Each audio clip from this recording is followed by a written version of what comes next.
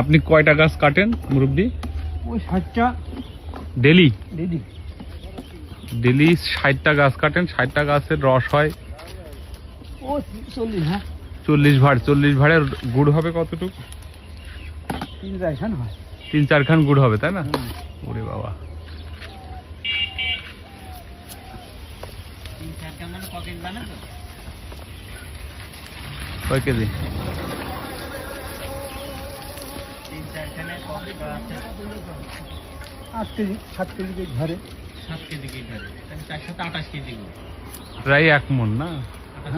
28 KG গাছও তো মেলা বাবা। হ্যাঁ, গাছ অনেক খাটনি, তাই না মুরব্বি?